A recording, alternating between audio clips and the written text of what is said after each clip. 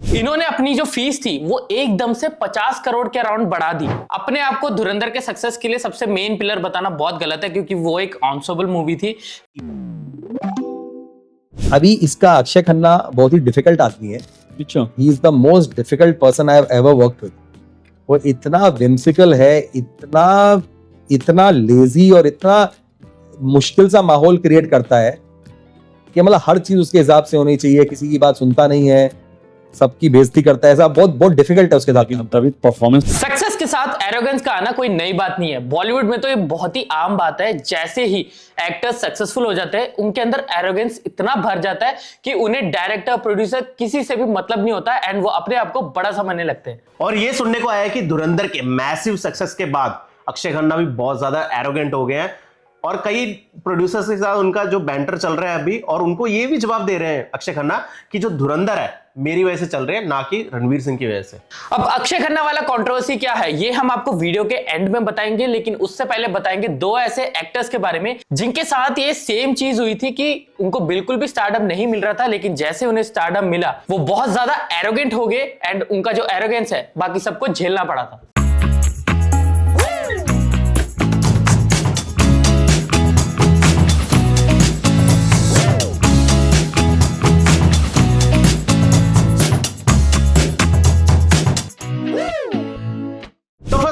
James Cameron के favourite actor Govinda, जिनको कि नीले बॉडी पेंट से बहुत ज्यादा दिक्कत है और एशियन पेंट देखते उन्हें उल्टी आ जाती है। गोविंदा का इनिशियल करियर ऐसा था कि वो एक बैकग्राउंड डांसर थे, उन्होंने छोटे छोटे रोल्स किए थे मूवीज में, बट 1996 में उनकी मूवी आई थी इल्जाम, जो एक हिट मूवी रही थी। उसके बाद उनकी आई आंखें, राजा बाबू, कूली नंबर 1 जैसी बैक टू बैक मूवीज आई, जिसकी वजह से वो एक टाइम पे हीरो नंबर 1 बन गए थे। उस टाइम पे उनके जैसा एक्टर तो कोई था ही नहीं जो कि इतने अच्छे से एक्टिंग, इतने अच्छे से डांस, इतने अच्छे से एक्शन सब कुछ कर लेते थे। लाइक कंप्लीट पैकेज थे।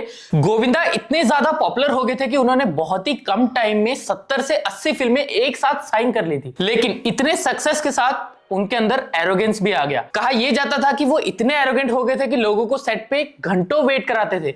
यहां तक कि डेविड धवन, जो कि उनके बहुत ही अच्छे दोस्त और फेवरेट डायरेक्टर भी थे, उनको तक वो सेट पे वेट कराते थे।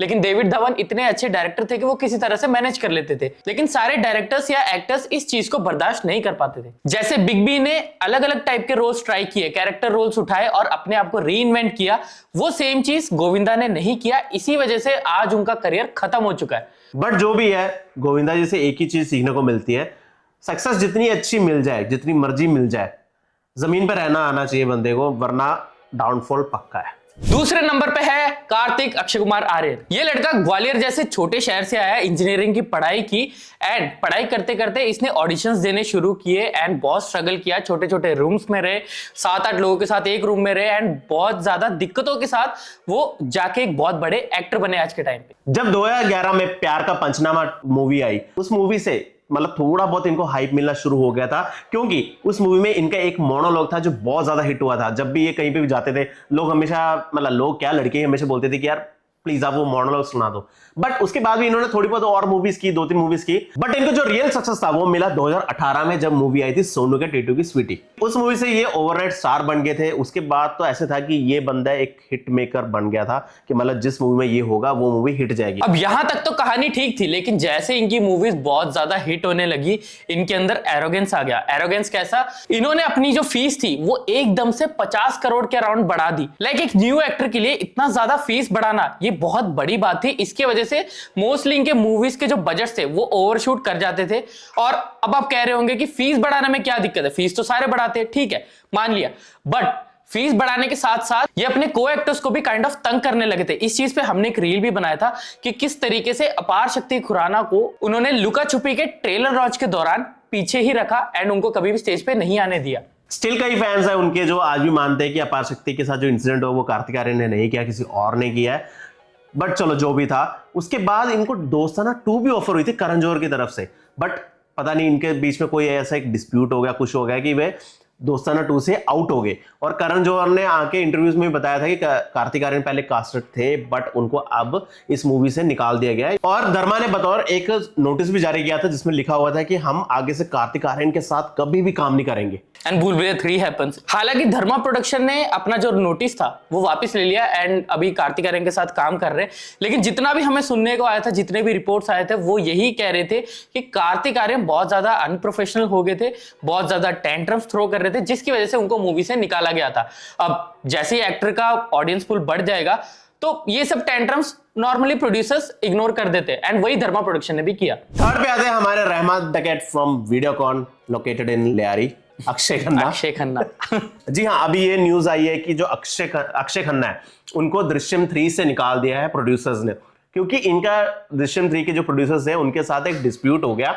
अगर आप पूछोगे क्यों, क्योंकि उन्होंने विग लगाना था। अब ये चीज हमें भी बहुत ज्यादा खटक रही है कि सेकंड पार्ट में अगर आपने विग नहीं लगाया है, आपका जो कैरेक्टर है उसको अगर कंटिन्यू करना है तो आपको विग लगाने की क्या जरूरत। अब हाँ, मान लिया रहमान डकैत वाला रोल जो है वो काफी ज्यादा फेमस हो गया एंड आपको भी लोग काफी ज्यादा पसंद करने लगे, बट आप खुद सोच के देखो 2 के बाद 3 में अगर आप विग लगा के आएंगे तो वो कैरेक्टर की जो ऑथेंटिसिटी है वो मर जाएगी। बट ये पहली बार नहीं है जो इन्होंने इतने टेंट्रम्स थ्रो किए अपने मूवी के लिए। एक्चुअल में जो इनकी कमबैक मूवी है, जो मूवी थी सेक्शन 375, जो बहुत अच्छी मूवी थी, लोगों ने उनके परफॉर्मेंस को बहुत ज्यादा प्रेज किया था, बट उसके डायरेक्टर्स प्रोड्यूसर्स का कुछ अलग ही कहना था। इवन तो डायरेक्टर ने यह कहा था कि अक्षय खन्ना बहुत ही ज्यादा लेजी हैं, कोई बात नहीं सुनते, अपने रोल के लिए बिल्कुल प्रिपेयर नहीं करते, मतलब बिल्कुल उनका एरोगेंस वाला जो एक मोड होता है ना ऑन हो जाता है। उसके बाद वो प्रोड्यूसर छोड़ो, डायरेक्टर किसी की बात नहीं सुनते, सेट पे आते हैं, अपनी लाइंस रीड करते हैं, जब डायरेक्टर बोलते हैं आपको ऐसे करना है, वो डिनाई कर देते हैं, आउट एंड डिनाई कर देते हैं कि नहीं मैं अपने तरीके से करूंगा। ठीक है, हम मानते हैं कि धुरंधर मूवी में जो सबसे खतरनाक एक्टिंग की थी वो अक्षय खन्ना ने की थी एंड मूवी की जो हैवी लिफ्टिंग थी वो उन्होंने की, लेकिन अपने आप को धुरंधर के सक्सेस के लिए सबसे मेन पिलर बताना बहुत गलत है, क्योंकि वो एक ऑनसोबल मूवी थी एंड बहुत सही तरीके से हर कैरेक्टर को इंट्रोड्यूस किया गया था, बहुत सही तरीके से सबने एक्टिंग की थी, तो उसका सारा क्रेडिट खुद पे लेना गलत है। अब हम ये इसलिए कह रहे हैं क्योंकि ये सुनने में आया कि अक्षय खन्ना यही बोलते फिर रहे हैं कि उस मूवी का सारा सक्सेस मेरी वजह से है एंड मेरी वजह से मूवी इतनी बड़ी हिट हुई है।